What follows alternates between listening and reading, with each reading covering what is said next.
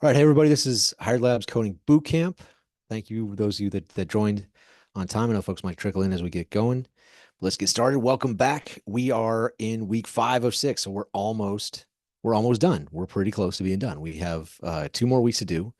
This week we're going to be doing back-end design and development, which is by far my favorite stuff. This is like the meat of any application you're writing. It's the actual functionality of the things that we're doing. We're going to talk specifically about what that is. Today, on day 9, we're going to do an introduction to databases and what's called CRUD operations, which is an acronym we'll go over. We'll become very, very, very familiar with this. If it's something you're not familiar with, you will be. So, day 9, we got a lot to cover. Anybody have any general questions before we get going? Anybody look at the documentation, try it out, or get stuck anywhere else before here that has a question before we move on to what we're going to do for today?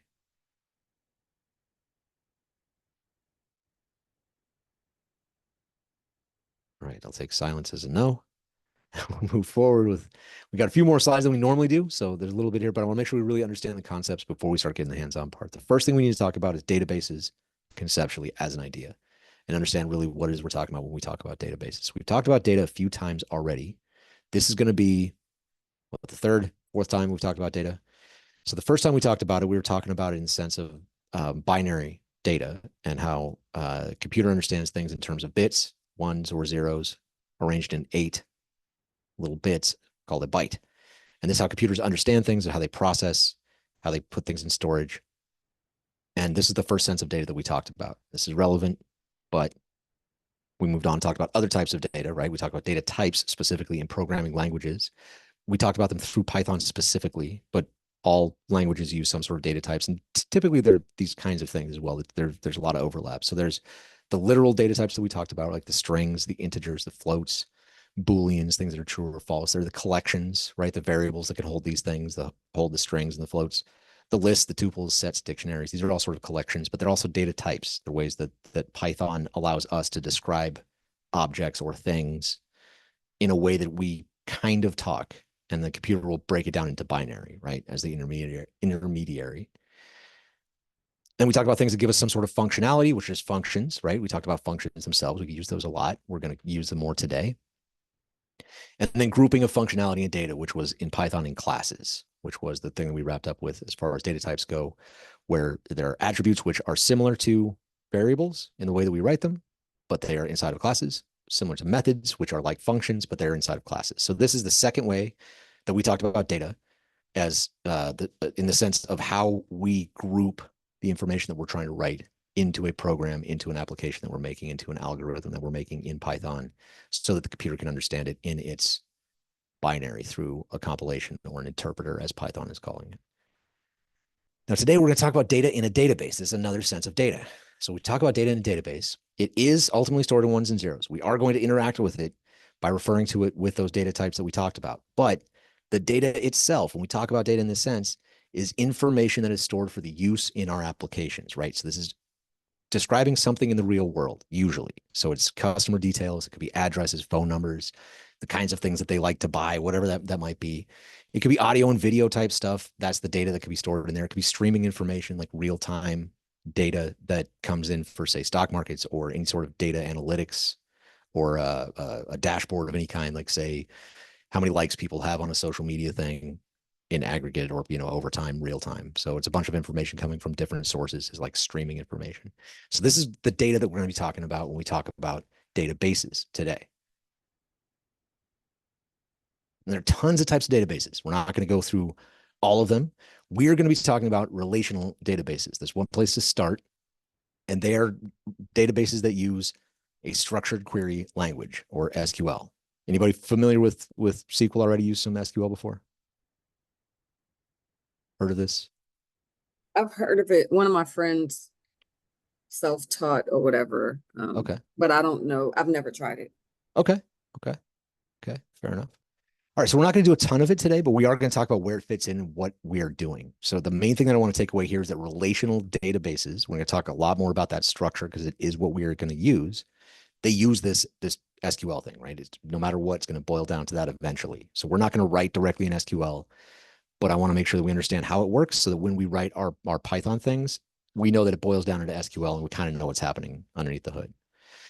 So the other general type of databases that we can, as opposed to relational databases, are things called no SQL or no SQL, right? Databases. And there's a whole ton of these that could be classified as that. Things that are object oriented or document, key value, hierarchical, network. All these are types of databases that do not use SQL at all. They're structured completely differently. So this is somewhat on this slide a little bit of a false dichotomy because the relational databases and NoSQL, that doesn't mean that these are like the only things to think about and the only way to separate them. And there's really nothing in common between these NoSQL databases other than they don't use SQL. Like object-oriented and hierarchical structures to a database are not grouped together in any other way, right? This is just to let you know that there's a broad category of databases called relational, and that's the kind we're going to be using. But there are tons of other ones that are out there. So just barely scratching the surface on what kinds of databases we can use. So relational databases are very broadly used. They're very, very common, super useful around all kinds of different companies of all sizes, projects of all sizes. So it's worth knowing. You can leave this NoSQL thing for once you have a handle on relational databases and have that structured sort of idea of how we're pulling information out of it, putting information into it. And then these other ones might make a little more sense to you as well. But I encourage everyone to look into those. Any general questions before we get into relational databases and what they are? So like ChatGPT, Uh-huh. like would they like would that fall under like no SQL, or is it like a I totally different thing? Yeah, I wouldn't really know. So that's not something that I'd be able to tell you just by like the kind of function or the kind of app that you're looking at, right? Um, you'd have to really know like what their backend setup is and what sort of data they're really handling. Um, they could be doing all kinds of different things. And I don't know off the top of my head to tell you the truth. Thanks. Yeah. It's kind of like, so like really, I guess the decision here that you're making is going to be dependent on what sort of data that you're actually using. You know what I mean? So like the whole chat GPT, OpenAI as a company at some point has relational databases, I'm sure, because they got customer data and stuff like that.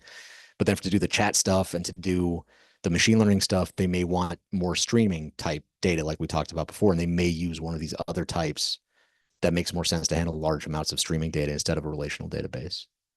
So for like most like HR related stuff, which would be definitely a relational databases, Almost, or yeah, yeah. You're like what probably, bank yeah, uses, will be probably relational databases as well, right? probably, yeah, yeah. And there may be some reasons to look into other ones, but you're most often at default by default can kind of run into something that's a relational database. It's very, very, very common. Cool. Anything else? Any other questions or anything before we dive into some nerdy database stuff? All right. So a little bit about relational databases specifically and how they're structured, what they are, what we're going to be working with, how they look. So they're broken down into tables. So there's a database. We set a database up and we give that a name of some sort. We say our database or whatever it may be. And then inside that database, there will be one or more tables. And these tables describe something. They describe a thing in the world. Again, you can have a customer's table. You could have a vendor's table, right? So in HR, I don't know, you could have an employee's table, right? And things like that. So these tables tend to be in plural. It's a collection of things, but they're separated into rows, and each row is a unique piece of information. So if it's an employees table, each row is one employee, and so on, right? So if it's customer, one row, one customer. They're uniquely identified with what's called a primary key. This concept is very important in relational databases. It doesn't have to be necessarily its own specific thing. It usually is like an ID number or something like that that differentiates this row, this one record from all the other rows in that table. So the concept of primary key is pretty fundamental to relational databases. We're going to get into ways of making sure that there are no issues with the rows and that they are unique and things like that. But a primary key is kind of the first fundamental step for it. It's something that makes it unique. And then the other piece of it is columns, right? So again, if we go back to the example of an employees table, you're going to have, say, like their name or an employee ID number might be the unique primary key, but then you're going to have their first name, their last name, you might have their middle name, preferred name, the date they joined the company. All those things would be columns in your table, right? So it's generally like the attributes of that thing in the row of that record. Everybody tracking this? Is making sense? Any questions so far? Cool. Got a thumbs up from Alex. That's helpful. All right. So you may be thinking this sounds a lot like a spreadsheet, and it does. You can think of it, you picture it as that layout, rows and columns, if that's helpful for you, but it's not a spreadsheet, right? So you don't want to get that really too tightly wrapped in your head. You want to keep them separate from those ideas. Spreadsheet is an application. A database is a place that information is stored, and they're going to be structured a little bit different, and they're going to be used a little bit differently. Now, there are ways to use spreadsheets to, as a database. You can do it, but they are different things, right? So rows and columns, similarity, but they're not spreadsheets. And data people get really insulted. If you really want to make a data person angry, call their database a spreadsheet. Be like, oh, it's like a spreadsheet. They'll hate that. But so one of the big things that separates information written down in a spreadsheet and stuff in a database, in a relation to the database, is they're what's called normalized. And this is a process by which data is structured into several tables and relations between those tables are established. You basically describe, Shaniqua, you're asking in chat, like Microsoft Access. Yes. Do you remember Access? I don't know that not people really, no. use it anymore. Yeah, So, no. Explain that a little bit. What do you mean? so Access looks a lot like Excel, but Okay. it's really more of a program that was designed to be, I guess, entry level may not be the right word, but like, yeah, like an entry level type database. Okay. And so, for example, like organizations who may not have had money to invest in like a real database, they would use Access as a way of having their own internal way of managing data within their organization. Okay. Yeah, it But could be. I mean, it looks a lot like Excel. it could be some version of like a database interface that's like a step in between a spreadsheet and a database. Mm-hmm. But yeah, I'm not super familiar with Microsoft Access. But and I'm sorry I got you sidetracked. No, I was no worries. I'm trying typing yeah. while you were talking, and it took forever for me to finish typing. No worries. That's okay. And it also takes me a second to see the chat usually. So, but yeah, no, I'm just not super familiar with that one, but no worries. So like the main thing again, that is like, so spreadsheets, if you think about, if you're storing information in a spreadsheet, you might just keep adding columns and making, they can get really long. I've worked on some monster spreadsheets at different times in different teams. And we don't normally do what's called, again, normalizing. So this process of normalizing is breaking that information out that you may have in a spreadsheet into separate tables so that when you make changes to the information generally, it kind of separates those things from each other. So like if you update a client's address, it doesn't break all the records of the sales that you've made to that client because you've separated those things away from each other. That's really the point of what you're doing, is to make sure that your information can be accessed in a way that's reliable. The information you're getting is like unique and true and actually associated with each other, and that it's secure in the sense of not being able to delete the wrong things or put in too many, create duplicates where you didn't want to, and those sorts of things. That's what normalizing is doing. So we're going to walk through this process a little bit, and hopefully it becomes more clear as we do it. But before we dive in, any other questions, any other sort of conceptual questions before we go on from this? We're sort of picturing what relational databases generally look like with rows and columns. Does Oracle kind of have a monopoly on the relational database stuff? That's a great question. So Oracle is one of the big relational database companies. And this is actually an interesting trivia question. Does anybody know where the name Oracle as a company comes from? Nobody? So Are you talking about like ancient Greece or something? no. I mean, like, yeah, it's a reference to that, yes, but it's not like the actual company that's here in Redwood Shores.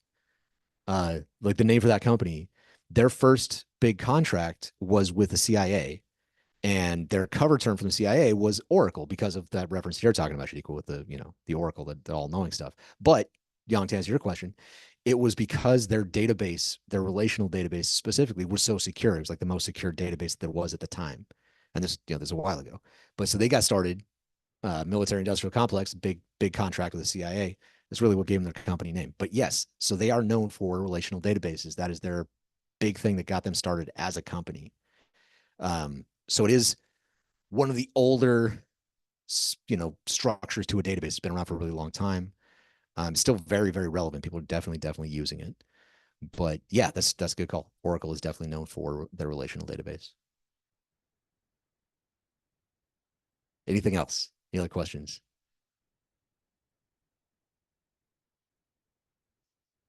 No? All right, cool. So let's talk about normalization real fast because I don't want to, I don't want to confuse everybody with it, but I want to show you what it is and why we do it. And then I'll kind of go through a concrete example and we'll end up with a little bit of SQL. It'll be great. So we're going to go over this normalized page on Wikipedia, which, as we know, is the most trusted source of information in academia.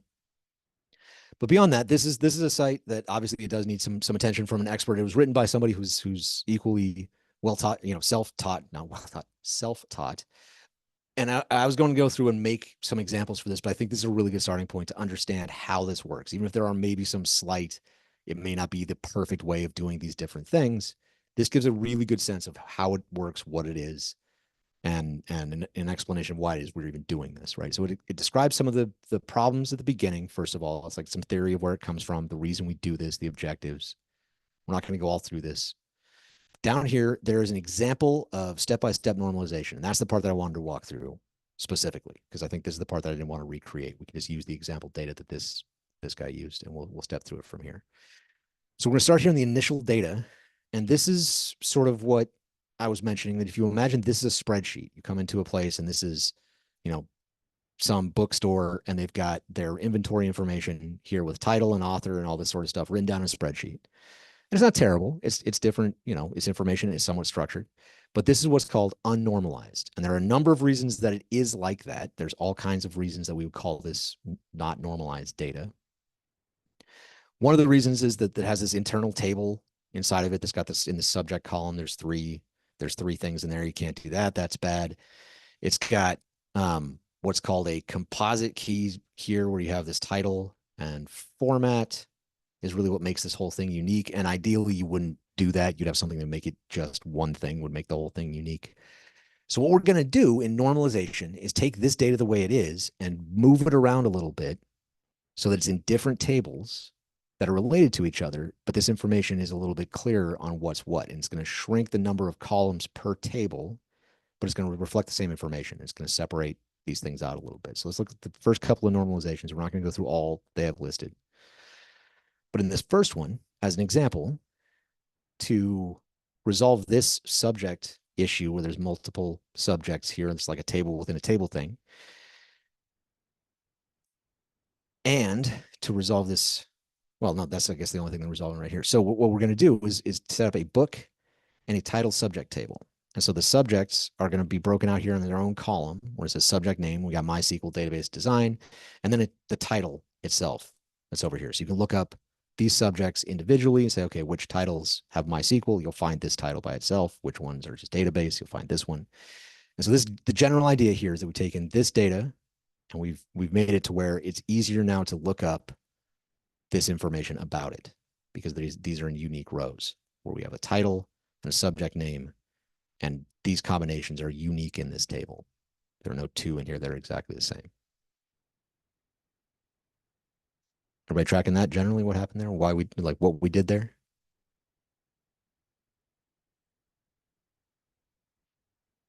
Right.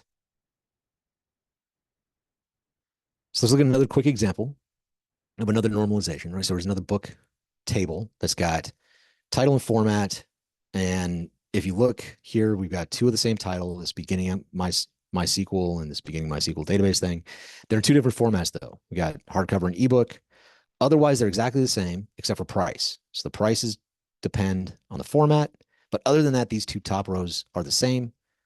And just like these third and fourth rows are the same as each other. We got ebook and paperback. The price, the only differentiator is the same author, title, and all that sort of stuff. So to normalize this, we would break this out into these two tables where we have book and price. So now we have one book on one row, and the individual title itself is now the unique identifier. And then we have a price table where we have the different titles linked to their format and price, which again, this combination of two, title and format, are going to be unique. There is no combination of title and format here that repeats.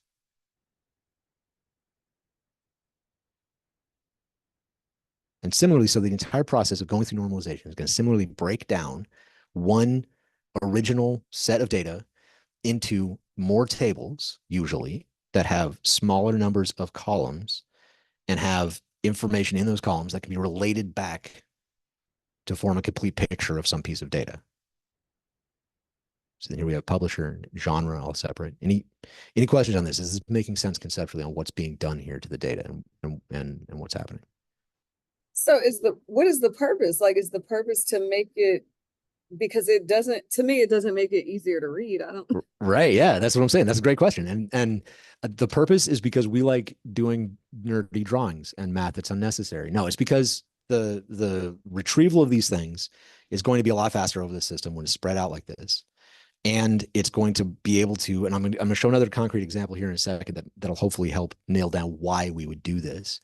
But it's going to have things in separate tables. So if you make a change to one table, like let's say you make additions and changes to the author table, it's not going to break all the things in the book table, right? So you can expand this, you can add more information to the author table, and that sort of thing. So that's one of the reasons we want to do this.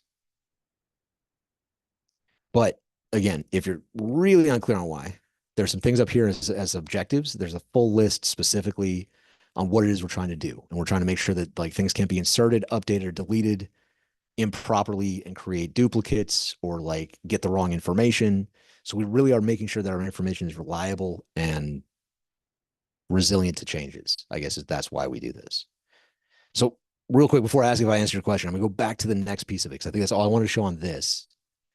That's a good question though, because what we're going to do is show this example of a specific structure of a relational database that's broken down in what's called a schema. So a schema is just a map of your data and the different databases and how they're related to each other, right? So this right here, Shadiq, is an example of why we would do that normalization in a somewhat real life type scenario, right? So this right here is called a star schema. It's really, really common in relational databases. There's tons of different schemas that exist out there.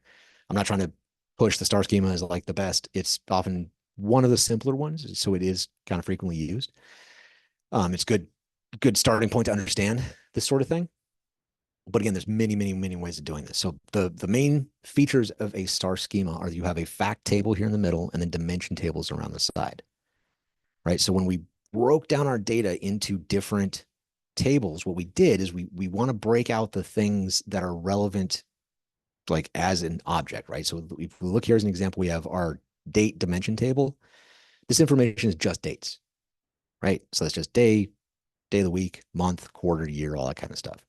And then the store table has just information about stores, the state, the country, store number. You know, you could add addresses, phone numbers, all kinds of things. And then the product similarly has just product information. And then all those things link by ID number into a sales table. So think about the scenario here where somebody at a store on a date sells a product. A sale exists. It is a fact. So these first three rows in the sales fact table is a date ID, store ID, and product ID that link out to these other tables. And you can find by that ID a ton more information, like where that store is, the store number, all that kind of stuff. And the only thing that's unique here in the fact sales table is the units sold, right? All three of these other ones are linked out to some other table that has the details of that thing, right? So now imagine we sell 100 of these. There'll be 100 sales records in whatever time period we have in our database. That in the sales table, we'll have 100 records. But the date, store, and product tables, those won't change at all, right? And if we have to refund 20 of those because our engineer's terrible and we only have 80 sales, that change of adding 100, taking out 20 doesn't affect the rest of these dimension tables. So Shadiq, does that more clearly make, or does that make more clear to you why we would do the normalization and what purpose it serves? Yes. Okay. I mean, it makes sense from the, I guess I would say data retrieval perspective.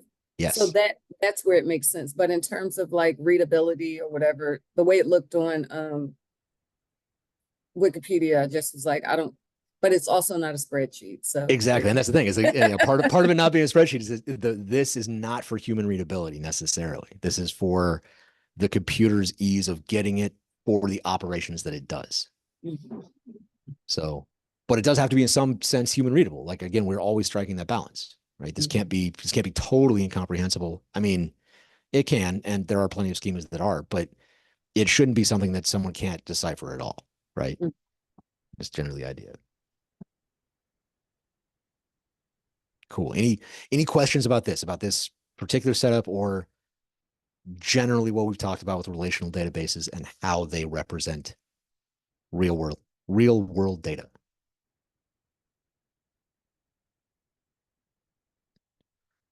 No?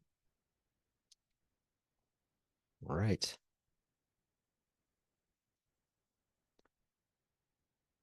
Great. So that's what we wanted to cover conceptually around databases and what they are. The way we interact with these, though, is what I mentioned before, that structured query language. So we got to talk about that a little bit. We're not going to be writing a lot of SQL. We're not going to be diving too deep into it. But its purpose is to go through that schema that we just looked at and do things with the data, right? So it's used to access a database and do things with the data that's in there. So we can either retrieve it, like what you mentioned, retrieving. That's one of the things you could do. Look at what's in there and just grab all the stuff that's in there. We might change those records and do some stuff with it, some calculations, and then put it back in there. We might add new stuff. We might delete stuff, right? So that's what SQL is for. It's for interacting with a relational database. It relies on relational databases. It won't work in other places. The NoSQL stuff, the non-relational databases, SQL is not going to be there. So what does that mean, though? Like, to do things with data. So let's imagine, using that data we were looking at before, that somebody wants to know out of that data how many TVs of a specific brand were sold in the year 1997 in each country that they were sold, right? So let's say that somebody's doing this research and they really want to know this information. This is the SQL that we would write. Now, I'm not going to dive crazy deep into this. We're not going to go entirely line by line, but I want to show this, what's called a query. This is called a SQL query, and it's the thing that is sent to the database that tells it what we want from it. And that's what SQL does.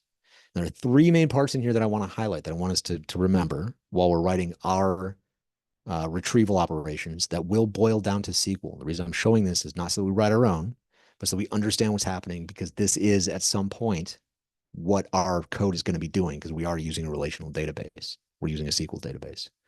So the three parts that are most important here, on the top where it says select. So it says select, and that's telling exactly what we want to get out of our database. So this says brand, country. I'm not going to go through the full statement there, but where it says from, and then it'll say which, basically from which table. So select what from which table, from which table do we want to grab these things.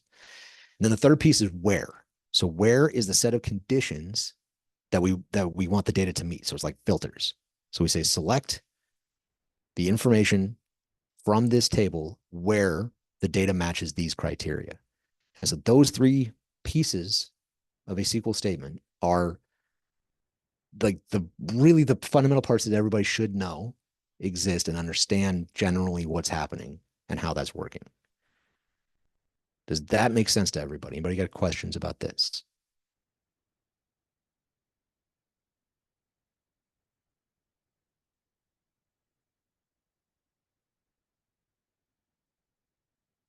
All right. Suspiciously quiet for just getting slapped with some SQL statements. But if you have any questions, let me know. We can talk more about this if we need to. I want to make sure everybody's solid on why this looks like this, what it is we're doing with it generally. All right. So, got any questions? You shout them out. If not, we talk about our last conceptual thing before we get hands on, which is CRUD. So, we've talked about this a few times. I mentioned it along the way, but it's an acronym for all the things that can be done to database, basically to a database, right? And it is the operations that we do with the data. I put using SQL up here with an asterisk because it's not just SQL. I mean, this is more to tie together this topic with our previous topic, because we're just talking about SQL. So this is kind of the things that are done with it, and this is how we refer to those things. But it's not just SQL. This is any database. These are the operations you do with them. So you can create records. You can read those records once they've been created. You can update them and you can delete them. That's it. So what we're going to do, starting right now, is we're going to hop over into Python Anywhere, and we're going to start building these operations. So we're going to first set up our own custom database for our to-do list item, the to-do task thing. So it's going to have a title, a due date, and some sort of status to say if it's done or not. And then we're going to set up ways in our application to create, so the users can create, read, update, and delete records in our database. And this is what backend development really is creating these sorts of things. The database itself, the definitions of the tables in that database, in our case, the to-do list item, the to-do task, we're going to call it a task table, and then creating ways for users to interact with that database that you made, giving them a way to create, read, update, and delete records in that database. Everybody tracking on this? Anybody got questions about this before we dive into the writing of the code?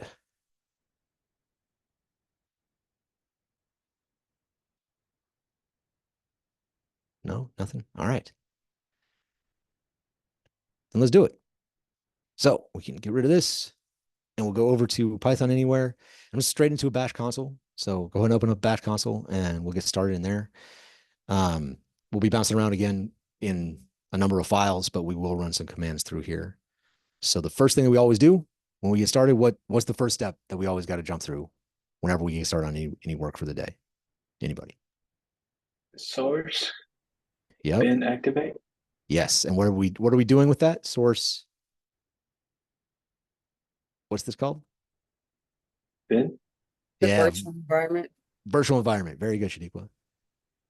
And then we do bin activate. So the name of the virtual environment, bin activate, and that is activating our virtual environment where we have our packages for our project.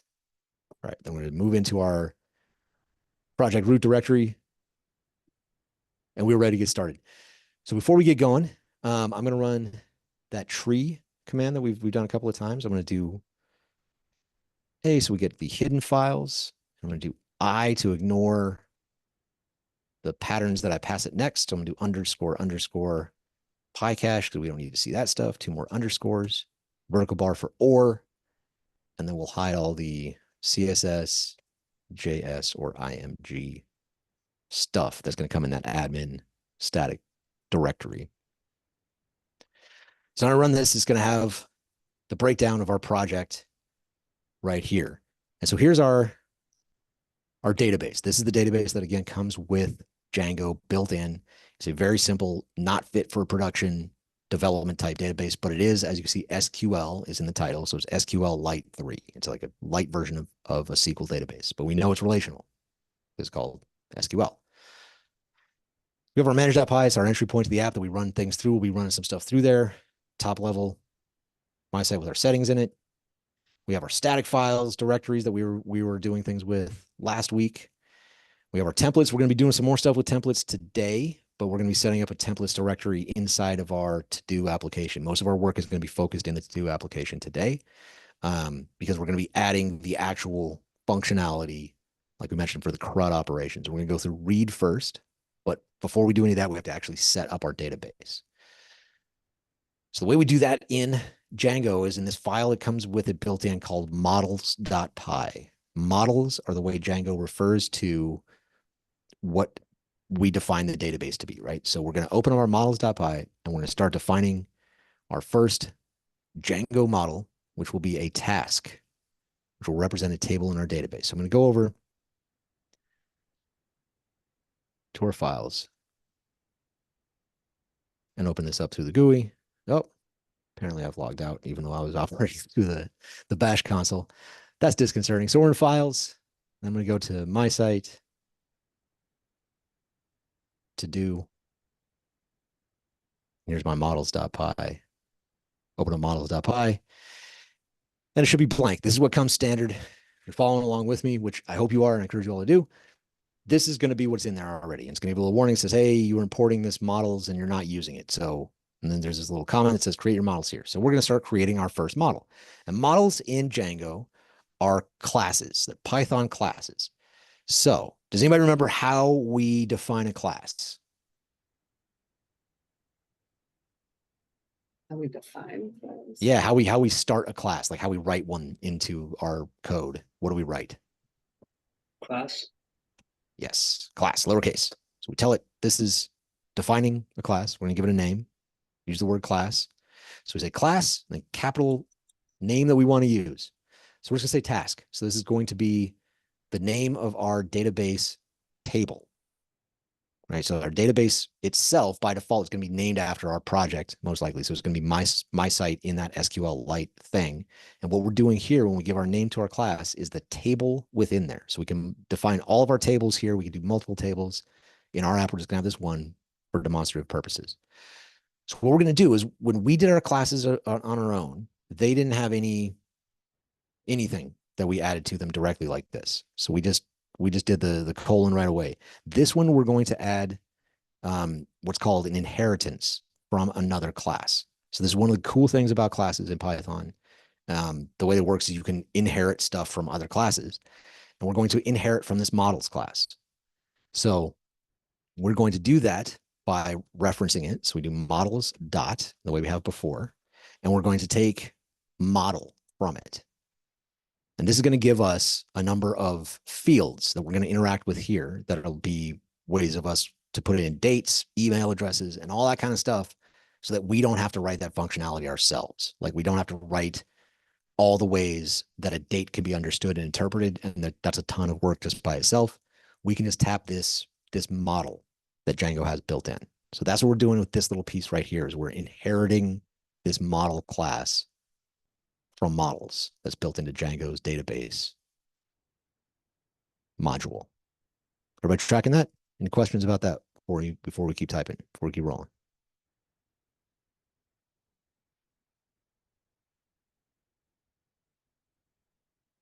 Okay. So if you're following the documentation, or if you looked at that already, I'm going to skip a little bit of what that's in. I'm going to do in a slightly different order because what's in the documentation would be if you already had this planned out and you know exactly what you're doing and you're writing top to bottom, that's what that is. So this is kind of bouncing around to show what each piece is. So I'm going to skip one step and kind of slide back to it here in a second. We're going to start by defining our attributes for this model, which are going to be our fields, right? So we think about, our columns. So it's going to be the columns in the table. So each row is going to have these columns that we define here. And we're going to give those the column headings that we want to use. So we think about the task. It's going to have some sort of title. It's going to have a due date. It's going to have a status. Tasks in your task list, the way you make them, can have all kinds of other stuff. Those are the only three that we're going to add. You know, they could have like files to upload or notes or assignees or all kinds of stuff you could have in a task object. But for now, we're just going to add those three things. And you can add more and expand it following the same pattern if you like. And I encourage you to. But the way we do it is the way that we've done attributes for class, any other class, is just a lowercase name, a variable name. So we can do this whatever we want. We're going to call it title. And then we set it to something. So we say title is set to, and then we do models dot. That again is what we inherited up here.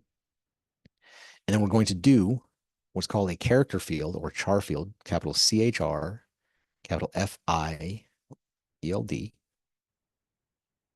And that's going to give us a character. It is going to expect characters, right? Which means strings. So some sort of title name of the task that we're going to have in characters.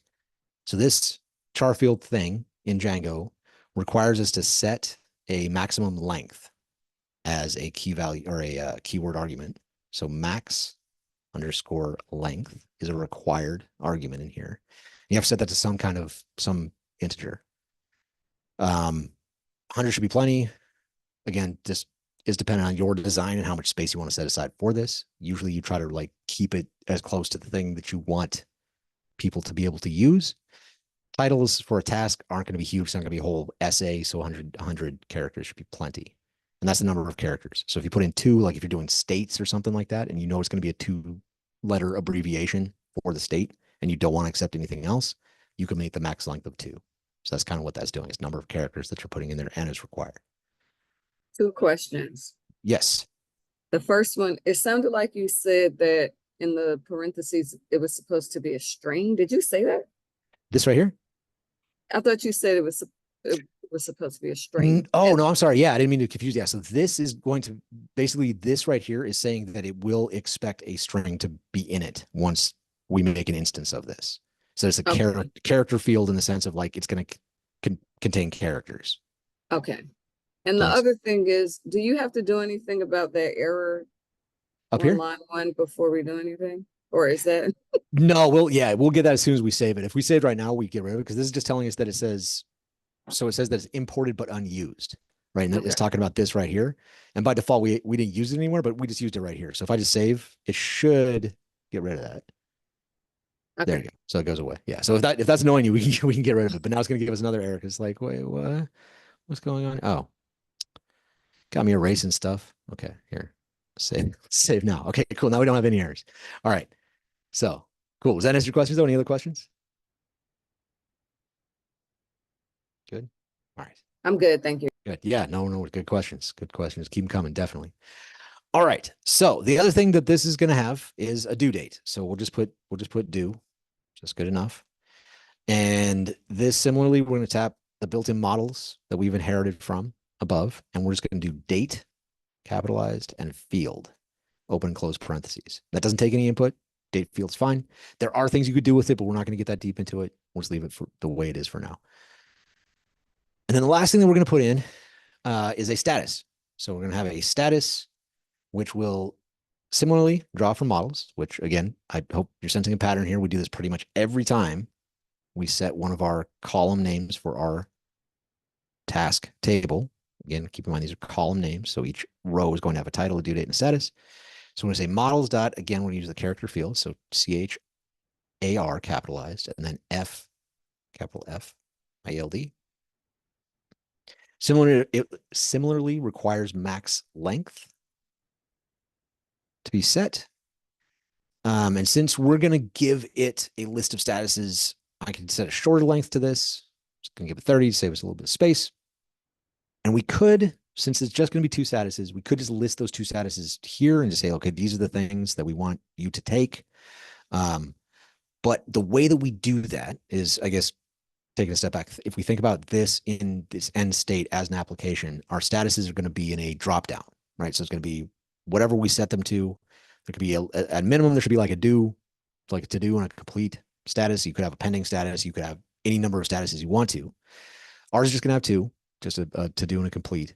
But I'm going to set it up in a way that can be expanded. If you want to make this, again, I'm going to show an easy way to expand it, because usually if you're going to do something that requires a drop down or something like that, you're not going to want to list each of their attributes right here. It's just going to get too many. If you have any more than two, it's going to be too many. So I'm going to show you the way that we typically do it, setting it up outside of it. The keyword argument that we set here, though, is choices, plural, all lowercase. And we set that to, I'm just going to say statuses. And this is an arbitrary name that I chose. It's it's all caps because that shows humans that is a constant. But for Python, it doesn't care. This is just a variable name. We haven't made this thing yet, but we're going to make it here in a second. We'll make it up here above.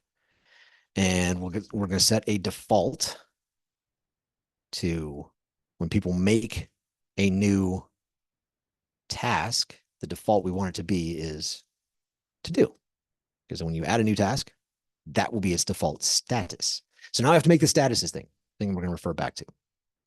So I'm going to go up here and make a little space above the title and declare our status is constant. Again, keep in mind, there are no real constants in Python. This is a variable, but it's in all caps to remind us as humans that it does not change throughout our application. So what I'm going to do is I'm going to pass it a list. There's some options on how we do this and what we pass here. This could be a dictionary. You could do all kinds of different things. I'm going to pass it a list of tuples. You can read the documentation as to what choices you're making and why we do this. I'm showing you this to say this is why, or this is how you would expand this. Is a much easier way to do this now and set up initially this way so that you can add more statuses later. The reason I'm doing a list, no particular reason, I'm just comfortable with it. So this list is going to contain tuples, which, as you recall, if you recall, are in parentheses, and I'm just going to give it a complete as a string, and I'm going to give it a second string of complete. I will also call this is a little bit of a hack, repeating ourselves. I'm doing this so that our view later, when we retrieve this information, is simpler. The first part of this, though, is what's actually stored in the database, and the second part is the human readable part. I'm making them the same because our project is so small, it makes no difference. But I want to call that out. This is not exactly a best practice to do the same thing twice. But there we go. So now we've added our choices as a separate list of statuses. And now what we can do with this is we can expand this list and add more things if we needed to. If our process dictates that we have more statuses on our to-do list, and it'll be a lot easier to add them here in this list as a tuple of a new choice than it will be if we added these directly in as like a list that was added here. Any questions about what we did there and why we've done these things the way we have? Because there's the 3 parts of our task that we want to have, 3 attributes in our class, or 4, I guess, with statuses. What was the reason you putting this twice? Like complete to do? Yeah, so this first part of the tuple is what's actually stored in the database and what's labeled as the thing, and this is what's displayed to the user at the end on the screen when we retrieve that, like when they go to create one of these things or interact with this drop down. It's going to be a drop down, right? So we don't have a reason to make them different right now. And it's kind of a hack to make it easier to retrieve later. If we made these 2 different things, we'd have to do a little bit of different stuff in the front end later. So I'm making this a little bit easier later. That's why they're repetitive. Does that answer your question? Yeah, thank you. Sure. Hope I'm not confusing things with making it repetitive like that. It is hopefully making it. Is there a reason why you did all of that at the bottom and then went back up? Like, would you usually do it? Like, would you usually do it in order or? Yeah, that's a good question. So it's normally, yeah, if you know that that's what you're going to use, totally. I wanted to walk through that these are really the attributes that are main to the thing. And then if you want to add other stuff that you're going to use in here, you kind of make space for it and put it up here. Okay. So yeah, if you were doing this properly from a design standpoint, you would have known you were going to have these statuses in there and you would start by writing that part in there. Yeah, most definitely. But I wanted to start by demonstrating this as the kind of basic attribute for a column in your database table. Does that make sense? Yep. Cool. All right, so we're going to add one method to our task model, our task class. If you recall, a method is a function inside of a class. And this function is going to give us some information that will allow us to like read what this thing is and see what it is. If we don't put this particular method in, then when we go to look at this thing in the back end, it'll give us something that's not human readable. So this that I'm going to do right now is a very standard practice for Django models. We add this method. There are plenty of other methods that can be added. You can add tons of other methods, but so this is partly demonstrative and partly also very, very common practice to do. So we're going to define a function, or I'm sorry, a method, because we're inside of a class, and it's going to be a reserved word. So it's under 2 underscores, and then str and 2 underscores, and self in parentheses as the only argument that goes into it. And so this is the string attribute of this class. So what it's going to do is that this is going to set some information about this class in a string. And the whole purpose of this, again, is to make it human readable at different places that this is referenced when it's referenced in our program. It'll make it something that we can read and we know what we're talking about. And that's why we want to do this. So we're just going to return a formatted string. We talked about this before when we talked about referencing classes. It's just the lowercase letter f and then quotation marks, either double or single, doesn't matter, but don't mix them. I'm using single. And then we're going to use curly brackets, self.title. So we're going to reference the title. If you're calling a formatted string, the part inside the curly brackets is a reference to some sort of variable that could be called. And then we'll say self.status. And what this is going to do is it's going to give us back a string with the title and the status of a particular task once we have made some tasks. And it'll show up in, there are a couple places that this is visible. One of them is in the admin panel that we're going to take a look at here in a second. But that's it for this. Any questions about this method?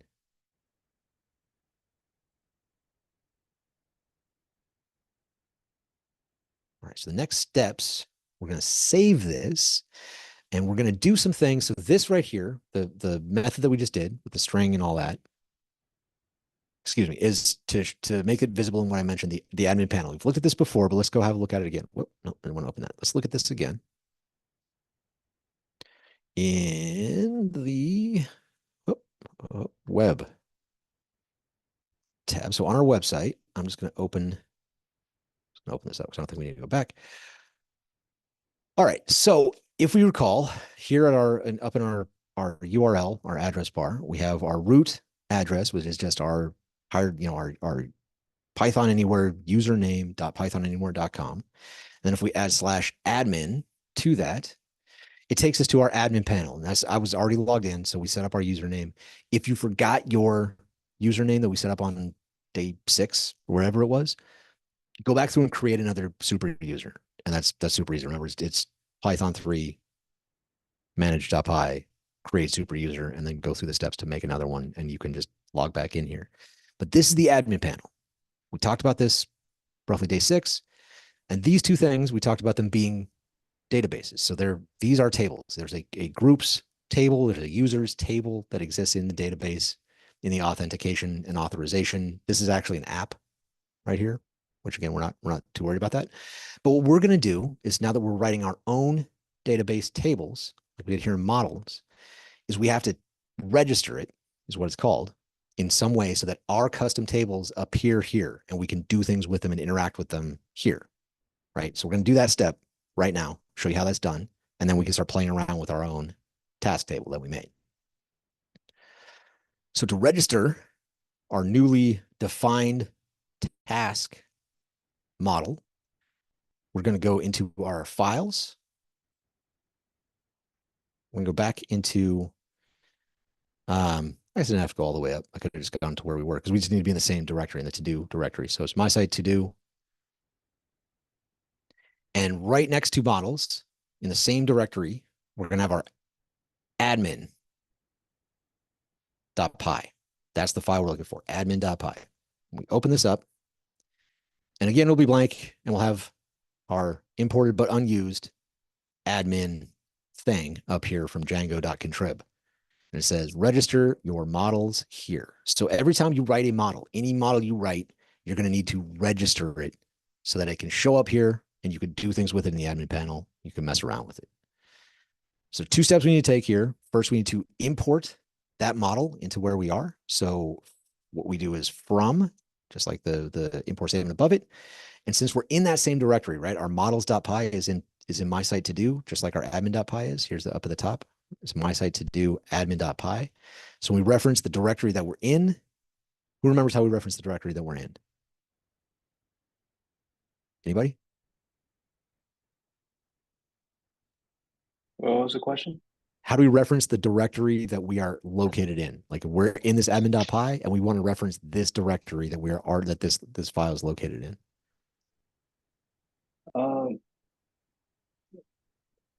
Did we do like use the OS that path? No, close. All we do is period. This period stands Oh. for the directory you are in, right? And that's true for files as well. So when we're referencing our other stuff called a relative path, this right here, this period means like where you are now. So this period is referencing my site to do. Making sense? Yeah. Cool. All right. So from dots, that's the my site to do. And we say models. So the name of the file that we're going to import it from. We're going to import and then say which model by name, capital task, we're going to import. Now we could just put an asterisk up here and import all the models, but that's a bad idea. It's bad practice to do that because it's can lead to conflicts. You can lead to errors. It makes it hard to read for people to know what's being imported where exactly. So it's best to be explicit and write out exactly each task. If you want to do more than one, you can just separate them by commas and list all the tasks in one import statement. We only have one, or I'm sorry, all the models in one import statement. We just have one, the task model. So once we've imported it, we need to just set up actually registering it. So we're going to use this admin thing that's imported up here. We'll do admin.site, which is the site, the admin site, and then register. Well, I can't type today. And then the name of our model, right? So this pattern is all you're going to do each time you write a model. So if your project has several models. You're going to register each one of them. And then once we do that, we save it. See if I need to reload. I'm not sure I need to reload on the server side, but just out of habit, I'm going to reload the server side code. Even though we haven't completely finished doing all the things we need to do with our database, I want to show you that this right here has registered our task on the site, hopefully, if nothing broke. And there we go. So when I did that, now you see the name of our app up here, to do, is in all caps thing, just like this authorization and authentication up here. So there's the name of our application, and then the database table inside of it. See, they put the S on it on their own, but this is our tasks thing. We made this and we registered it here. So I click on this though, womp womp, it's going to break. It's going to say operational error at admin to do task. So this is good to look at. We're going to talk a little more about these things shortly, but we can see the request method that came through. Now, remember when we wrote our own views, there was a request that always came with it. And when we get information out of a database, the method for that is actually a get request method. So what this is telling us is basically that, it showed up, it asked for something, there was nothing because we didn't actually make our database yet. We defined it. We have to do one more step to actually make it, so to get this to actually show us something. So let's go do that step. All right. So everybody pretty clear on where we're done now. What we've done basically is set this up in a way that we can see the task that we made, but now we need to commit it basically to our database and create that actual database table. We haven't created the actual table yet. We've just defined it here and hooked it up to our admin site. I got a question. Yes. So the reason why it's saying to do is because it's under to do file. Yeah, because this is the name of the application that is in. So our app is called to do right here. So yeah, so if you change the name to a different one, it's gonna say the different name. Yep. So if you have another Okay. app, if you make like a user login app or like a table reservation app or something like that, each app you make is going to be right here at the top. Okay. Thank you. Sure. And that's also names of the database, really, is what it's showing. So this is the database name, and this is the table name. The database is going to be the same as your application name. And then the tables inside are going to be the models that you make. So there's a task table. But so once again, the last step, we've defined, as it's called, our model. We've registered it with the admin panel so we can see it. The last thing is we need to actually push it into our database and in a process called migrations. So there's a migration directory. We're still in our to-do list, our to-do app directory. And in that, above our, like alongside our static directory, there's a migration. So we look in here. We don't have any yet. We just have this in init.py. There's no migrations here yet. So what we need to do is a command that's built in called make migrations. We're going to create, Django is going to create a file based on the information that we gave it in models.py. And it's going to do that boiling down of the class that we wrote in Python into SQL and commit that to our SQL database. So we don't have to write any SQL. It just does all that stuff for us. So the way we get to do that is back in our console. We'll clear this up so we can see a little bit better what's happening. Get rid of this. And then we're just going to do a very simple command. We're going to go Python 3. We're going to run through our entry point of manage.py using tab complete to make sure that we're in the right directory. And we're going to do make migrations, all one word, all lowercase.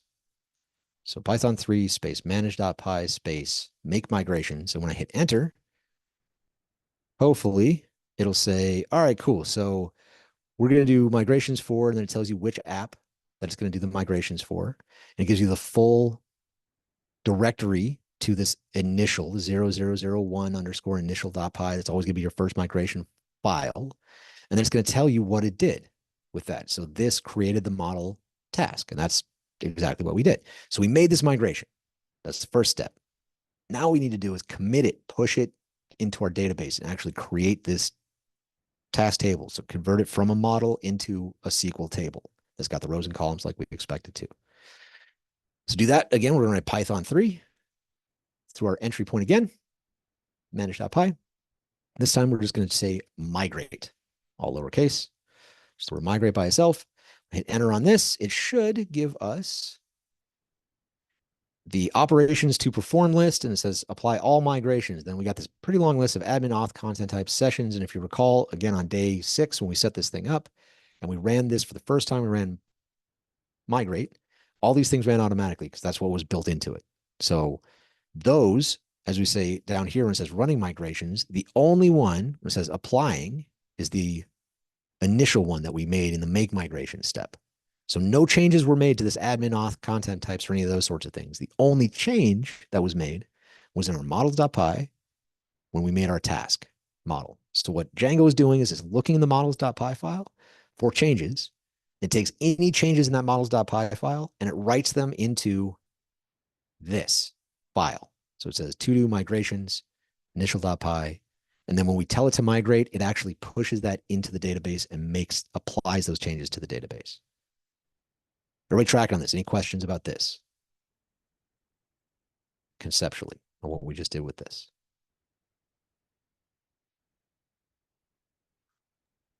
So you're pretty much like moving the to-do file? It's basically taking Python and boiling it down to SQL is what's really happening here. So it's taking all the to-do file, the model.task, all that stuff, that's staying exactly where it is. We can still go back and do exactly what it was doing. Let me see if I can show you the migrations real quick, the file itself. So now when I refresh in our migrations, we got my site to do migrations directory.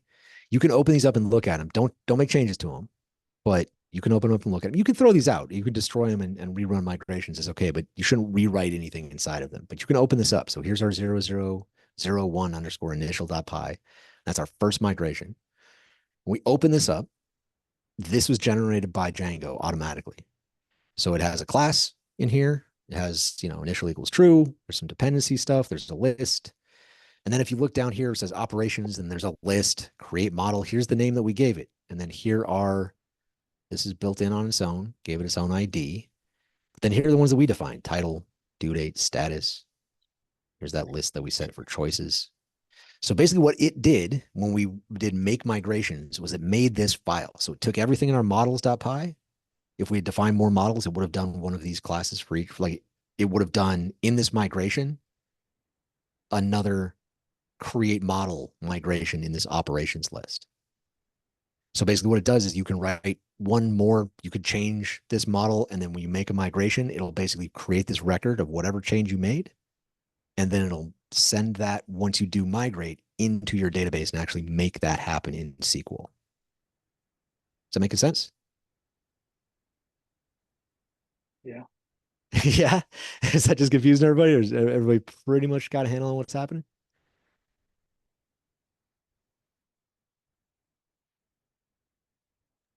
I don't know that I've had a handle on anything this entire time, but I'm following as Okay. best as Okay. I can. Okay. That's good. That's good. The handle might come later, but all right. Ask questions if you got them. I'm going to reload the server-side code, even though I'm not sure it's entirely necessary at this point, but I just do kind of out of habit. We've made changes on the side. I'm going to reload it. And again, I'm going to get out of this migrations file because I don't want to make any changes to it. But I'm going to go back to our site and I'm going to refresh in the browser. And nothing broke, which is good. But now when I go to tasks, hopefully it will give us an actual interface now. And it didn't break. It said that we want to select a task to change. We don't have any tasks in there, so we got 0. But we can add a task, right? So we can just say new task. We can give it a due date. It's got a little date picker thing on it. So my screen's zoomed way in so we can't see all those things. Wait, what happened? How'd you do that? How did I get here? Yeah. So that's the thing. Once I ran migrations and then I go back to my admin panel, which was open before, then all I do is refresh it. And this is now, the database now exists. And so now I don't have any tasks in here. Like I can just click on that task thing. It's going to take me to a screen that looks like this because now the database does exist. Last time when it broke and I clicked on tasks and it said, I don't know what you're talking about. It's because we hadn't committed to the database yet. We hadn't run the migration. Now after we migrate, No, go ahead. Go ahead. So after we migrate, we can now interact with the database. Now we have a database we have a table in our database with the things that we wrote in our models.py.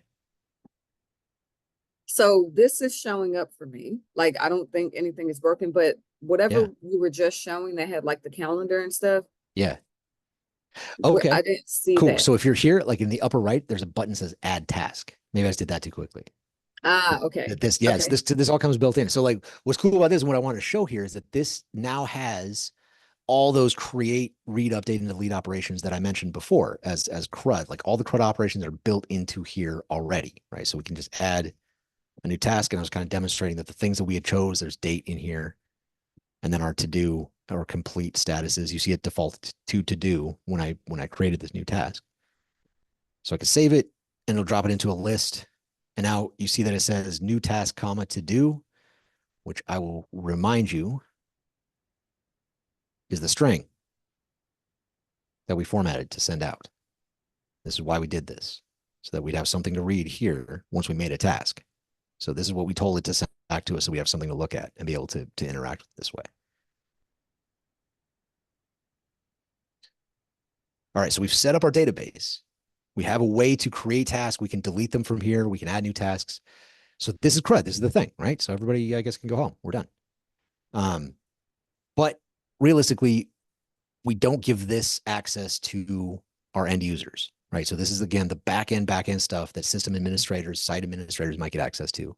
But you're not going to give end users this direct access to make their own. If you wanted to make a task list that everybody's going to use or multiple users are going to use, you're not going to be able to interact with this. What we're going to do as developers is write in our site, our own site, a way to do these same things, a way to put in new tasks, interact with those tasks, delete them, the CRUD operations. We're going to write them into our site. Does that make sense? Are we following what we're doing so That's far? going to be for us or for end users? For end users, including us if we want to be end users. But the idea here is that we're building that layer between this admin panel, which is a restricted group of privileged users that can access it. And then we're going to write an interface that end users can go to and interact with a subset of criteria that we give them, right? So we're going to give them specifically the functionality we want to give them based on whatever criteria we want to give them. And that's the back-end development piece, is setting up those interactions. But we're going to do it on our site. So if we go up here where it says view site, I'm going to keep this open in case you have more questions. I'm going to come back to it. But we're going to build those interactions into our site here. Basically, so you're going to push buttons on this site and not log into the admin panel, but be able to read, create, do all those CRUD operations right here with those tasks that we just made. All right, so got any questions about this? Where we are now before we move I on got to a that stuff? question. Yeah, what's up? Yeah, so my question is like, you know how there's an add task button on top right? Yep. Um, we didn't create any buttons. How come it's over there? Great question. So this stuff here is all the stuff that comes built into Django. So this is all the stuff that's great about a backend framework, is that it gives you all these interactions. Like we didn't have to tell it how to do any of those things in the models, for example, right? Like all the character fields and all that stuff, and the SQL, all this stuff is built in to the backend framework, including this that we're looking at. But we are similarly going to make, yeah. So we're similarly going to make like an add task button, and we're going to make a way that's going to really replicate this in a lot of ways, because this is very, very simple, right? So we're going to do really, really similar things. Like when we click on the name of our task, it's going to take us to a page that looks a lot like this to make changes to it. But the whole idea of recreating this is, again, to have that layer between, layer of privilege, basically. Like this is site administrator privilege, this is developer privilege, and then end users are going to have access to our site and only the pieces that we give them. Making sense? Yeah. All right. Nice. Cool. So let's dive into that. So the pattern that we're going to follow here to develop our CRUD operations on our own site, I'm going to close this admin panel. We don't need it. If we need to go back to it, we can get to it. But so on our site, we basically have set up our homepage, and we have an about page. So our little warning for delete tasks and all that stuff. And what we're going to do is add a way to navigate to our to-do list and have a way to do those CRUD operations here on our site, where we can read the database contents, make updates, delete, do all that kind of stuff. So the first thing we're going to do, though, is read. So the first thing we're going to do is look into the database and see what's there. There's a lot of reasons that we start with read, not the least of which is largely the simplest operation outside of delete. Delete's very, very simple. But we're going to start by reading and looking in there and having a look. We'll do create and update next time and on Tuesday. But But the pattern that we follow for each of them is going to be largely the same. So we're going to be in our to-do list application directory, so the to-do directory, so my site to-do, and we're going to start in views, the views.py. So we're going to start by writing a view. This is just like we did before with the home page and the about page. We write a view, then we map a URL, right? Then we set up a template. We make a template if there isn't one. We point it to a template, and then we add some sort of navigation to our new page somewhere, wherever our navigation, whatever navigation needs to be done, we add that navigation. So there's the 4 pieces that we're going to follow each time that we do one of these CRUD operations. So let's get going. All right, so views. So remember, we have our index, we have our about view, which again equate to our home and about pages. Take out that JavaScript here in a minute, but that's all right. We'll leave that for later. Right now, we're going to write a new view to get our tasks object and have a look at them. So we're going to define underneath our about page thing, we're going to define a new view called view tasks.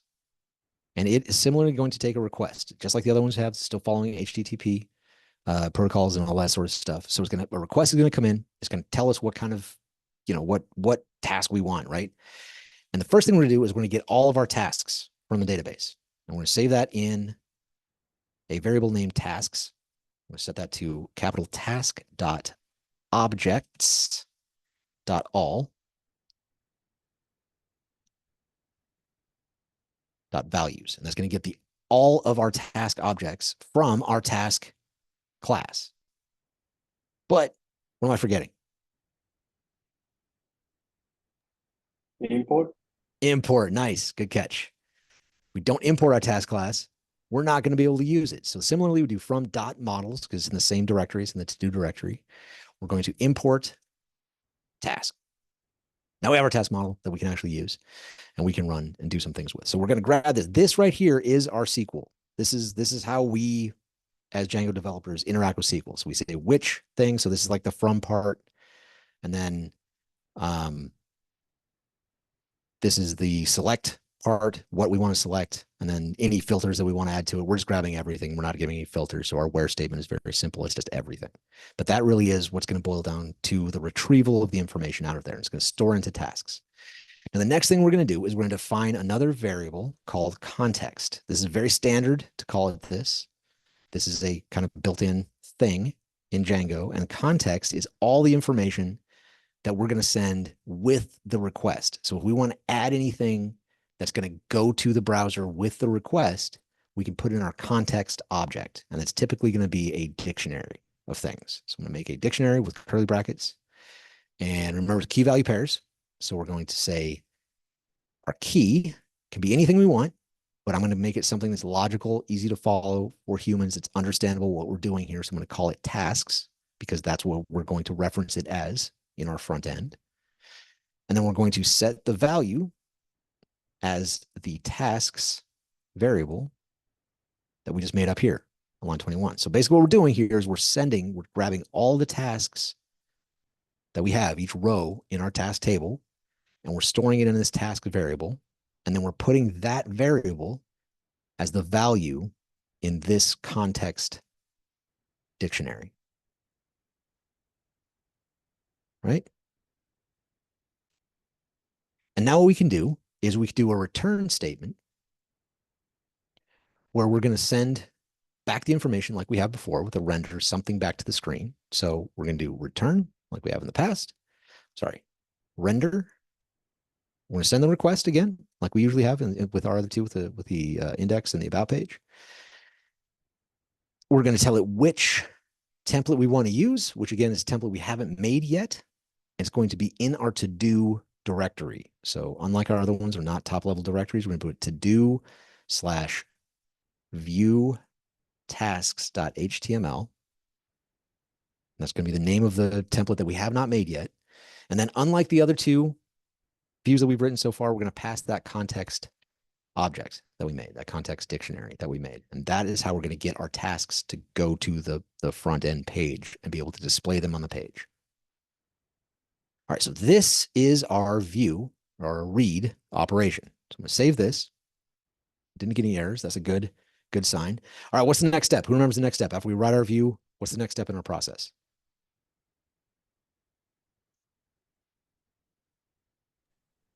You create the view.html. Nope, not yet. Skipped one part, but close. Yes, we do have to do the template. But before we do the template, we should map our URL. So that's the next step. So we do views, then URLs, then we go make that template. So move over into to do urls.py, and we're going to add a path to that new view that we just made. Now, so we're already importing our views. So we're just going to follow the same pattern for what we did for our index and our about pages. So I'm just going to copy this about path and add another one down here, exactly the same as it was, and just change the relevant parts, right? So I'm going to change the actual URL. Just going to make this to do because it is our to-do list. We can make this whatever we like. It's entirely up to you, but remember, it's the part that will be up here. It needs to be unique.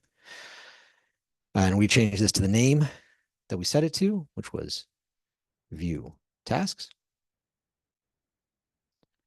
And then we'll change the name that we use to reference this view to view tasks. Let me save that. All right, so now we've mapped our URL. Don't leave this page yet. I'm still typing. Okay.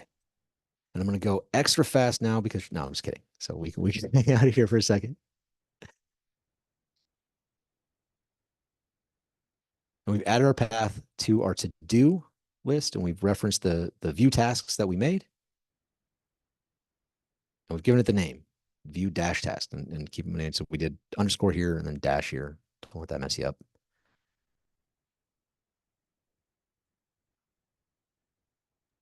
Okay, I'm good.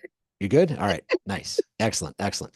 So once you have saved this, hopefully you have no errors, we're going to move on and do the next steps. We've made our view, we've mapped our URL. Third step. Anybody? Now we have to, oh, wait, you're in the bash console, so we have to do something there. I love it. Yeah. I'm going to come in here to make the directories and files that we need to make. We need to make another template. We need to make another directory. So this is something you could do in the GUI if you want to. I'm going to do it here because this just feels so much faster for me. Even though it's not really that much faster. We can do it in the GUI if you really, really want to. You guys have a preference? You care? You want to do it in the GUI with me?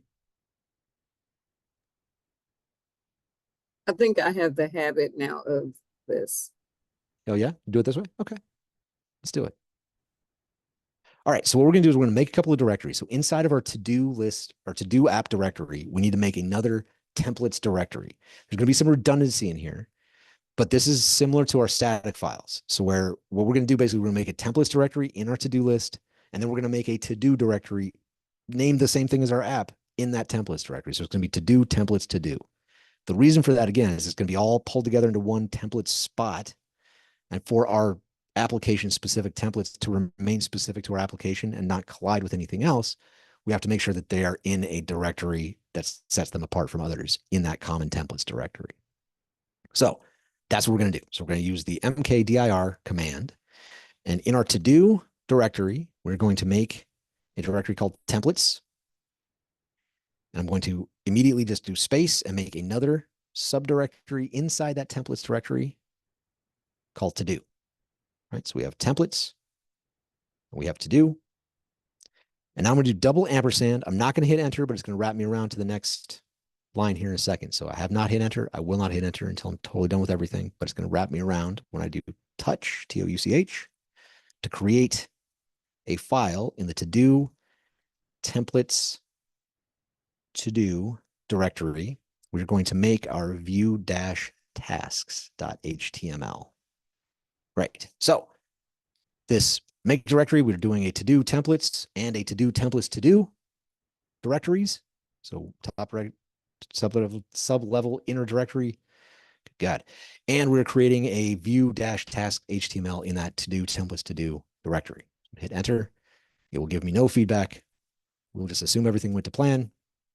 We'll go back into our to-do directory, and now we should have a templates directory alongside our static and migrations, which should have a subdirectory of to-do and a view task HTML inside of it. So we're going to open that bad boy up. And here we are. Now we're inside of our view tasks template, and we're going to start putting in some content. It's going to be pretty basic stuff, but it'll give us just a basic template table, very similar to what we saw in the admin panel that just lists our to-do list objects in there. So like we do with any template, the first thing we need to do is, does anybody remember? Any Django template?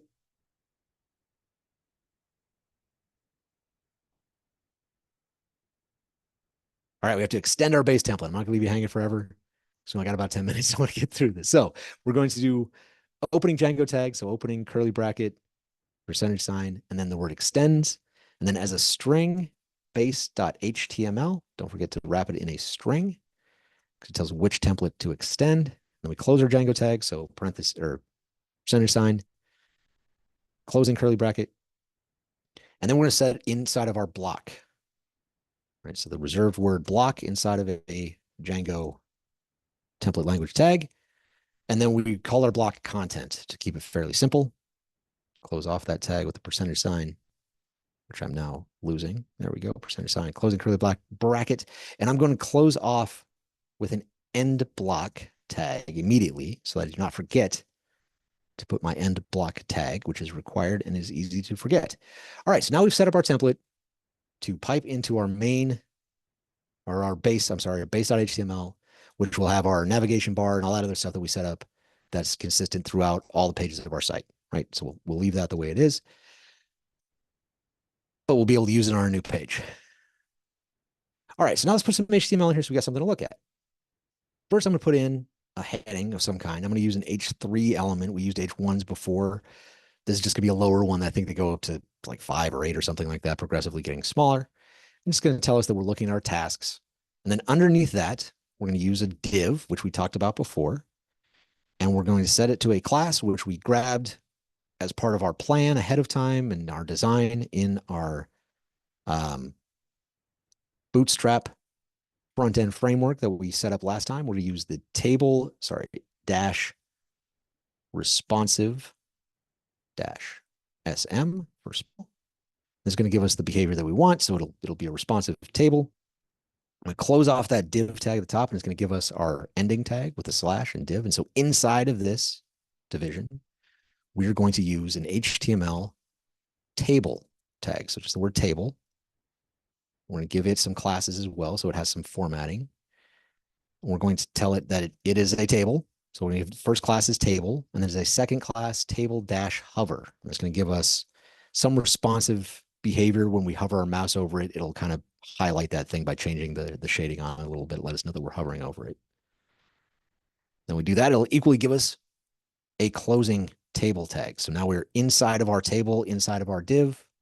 That, even though you don't really need to. And the way that we set up tables are we define rows, right? So we define rows with a TR tag, and that just stands for table row. And then we're going to put in whatever row we want to. And the top row of a table, just like a spreadsheet, is a header. So it's our header row.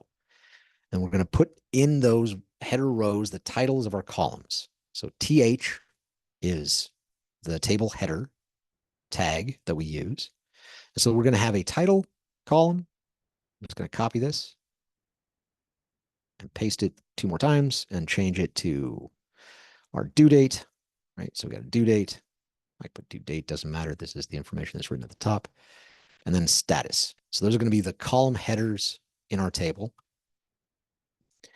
And then what we're going to do is underneath this row, so that's one row, the header row. Underneath that, we're going to use some Django to loop through our database object that we pulled out of the tasks object or pull out the task table. And for each thing that's in there, we're going to display a row that has the information that we want to have. So it's going to grab the title from each one, it's going to grab the due date from each one and the status from each one and put it in a table for us. So to make that happen, we have to use Django's template language again, and we're going to use a somewhat familiar from Python for loop. Syntax is very, very similar. We're going to write the word for, and then in a variable name, we use task to make it something descriptive. Then we use in. So we say for the name of the thing we want to use, and then in tasks, not an arbitrary name. That is the name of the context object that we added that has all the tasks in it. And we chose that in our view, right? So we call the tasks, we put it in the context, and we sent it here. So this is where we're referencing that thing. And before I move on with the logic itself, I'm going to do the end for tag in Django. Very important. Don't forget it. Again, I forget it all the time. All right, so then what we're going to do is give another row inside of here. So TR for table row. And these are not going to be headers. They're going to be data. So table data. We're going to have 3 of these, just like we had at the top. So I'm just going to copy and paste 3 of these all the way down. So we got table data. And inside of this, we are going to grab each individual thing and get the information from it. So we've used the percentage signs and curly brackets before. Now we're going to use double curly brackets, both open and closing. And this is how you grab the particular piece that you want. So we've gone through the tasks dictionary, and for each task inside of it, we get the individual task, and we can reference the attribute from that task, just like we do any other class in Python. So we do model name or thing name, dot, and then the thing you want. So task dot title or the title. And then similarly, we're going to do double curly brackets, task dot due for the due date, and then double curly brackets, task dot status or the statuses.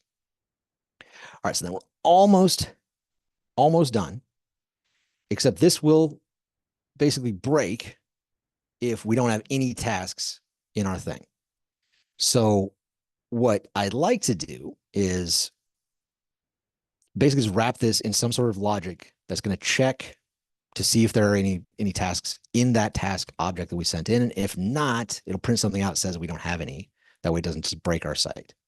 Right, so it's somewhat of an error handling way of doing it, but don't worry about it. So under this task H3, on top of our div entirely, I'm going to make a space. I'm going to put an if, conditional Django front end tag, template tag. So if, I'm just going to say if tasks, and then close this tag. And this basically is going to return a Boolean. So if it's true, it'll enter this block of code. And if it's false, it will not. And before we go further, I'm going to scroll down past the end for and the table right here. Oh, sorry. Past the And table Jeff, as well. do you have to fix that spacing on line 17 inside the curly brackets, or is it okay? No, this is okay. That won't do anything, but thank you. Yeah. Okay. For consistency. Yeah, no, it doesn't care about that, but yeah, thanks. All right. So outside the table, we're still inside of our div, but we're outside the table. We're going to put our end if, because we're in an if conditional block right here.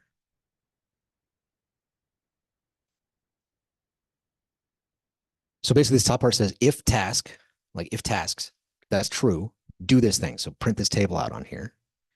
And then we have to put in our else condition above our end if. So we'll say else in a Django template tag.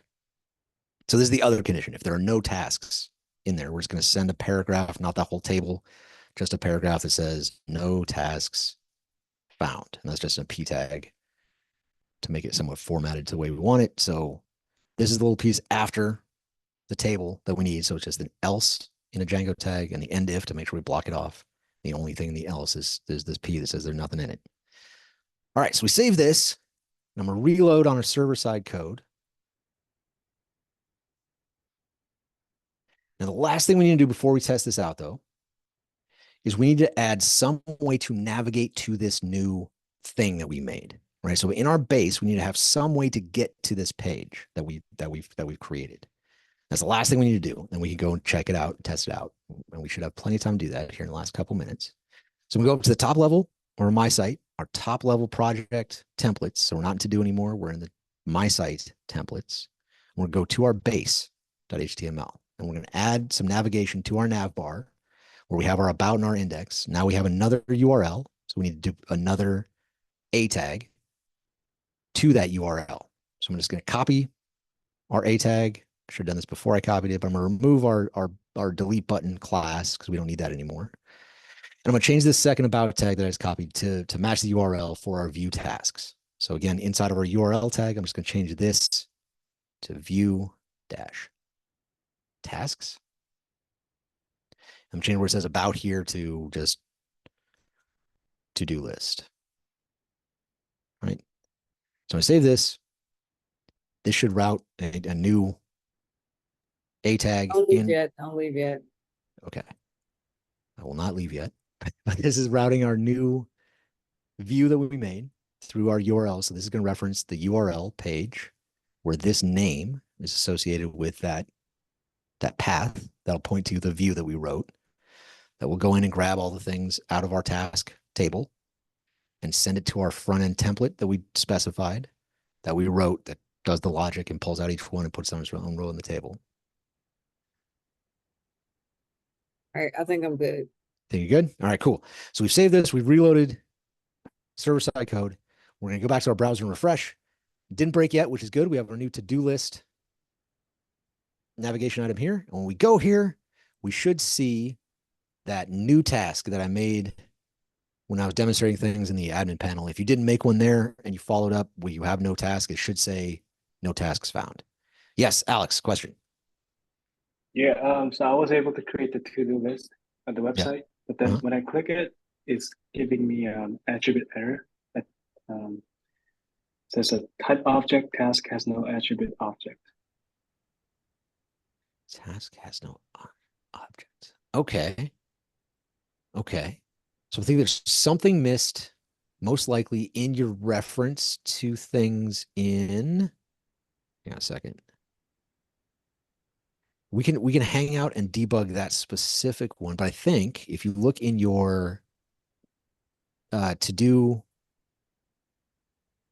templates to do view task.html, check these references here and make sure that this block is just like this. And I got a syntax error. Mm-hmm. And it says at to do invalid block tag on line 24 and if and I'm trying to figure I mean that makes I know what they're saying, but I'm trying to remember which of these they're talking about. 24. Yeah, so right here ended. Yeah. Because I put a space in between. Okay. Yeah, make sure that you've got the closing tags right here. And then also sometimes that could mean that you made something up here on the tag that opened it. So make sure that you've got the curly brackets and the percentage size in the right place. That frequently is a reason that things go wrong in Django. Oh, wait. This is where I was. Let's see. And if you want, if you're really jammed up, I can also hop in and look at your file from here if you like, and see if we can help debug on this side if you want to. Okay, so I think it worked. Now, where are we again? Wait. So on the website, so we should be able to from to-do list. From the homepage, yeah. From the nav bar, you should have this to-do list link there now and be able to go to a page that looks like this, that if you made a task in the admin panel, it'll list that task here. But if not, and you did everything else the way that I did it, it'll just say no tasks found in a paragraph.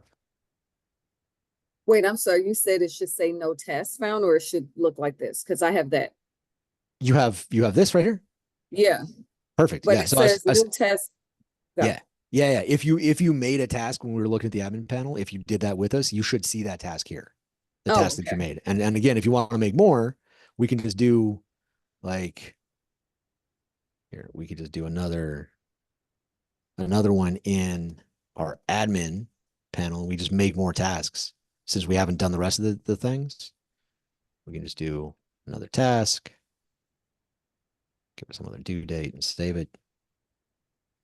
And back on our side, when we hit refresh, we should see that task right away. So go ahead. Because I did the no task found on line 23, should that not be showing up on this page somewhere? It shouldn't. If you have any tasks here at all, then you shouldn't see that here. I'll erase all these. I'll show you delete.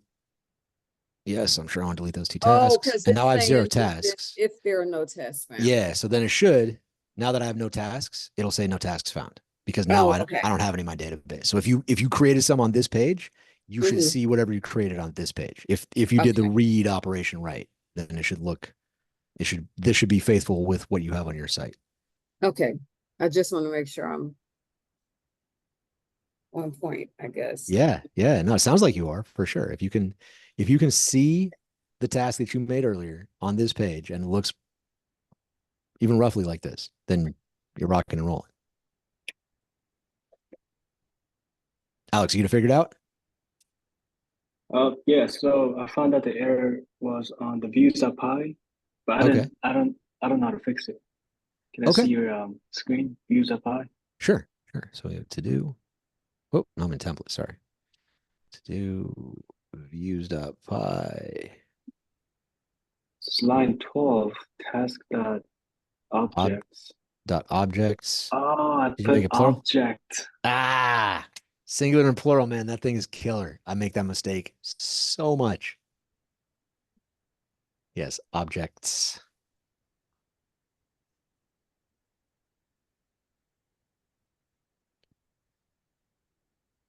Yeah, it works now.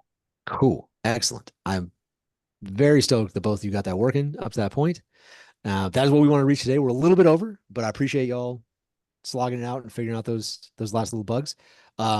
Next time on Thursday, we're gonna keep pressing with our CRUD operations, and we're gonna do ways to update this information, make some changes to it, and then well, actually, we're gonna do a way to create them here. Then we'll do update. We'll do create first because it's a little bit simpler. So we create on Thursday for sure, and then probably update and delete for next Tuesday.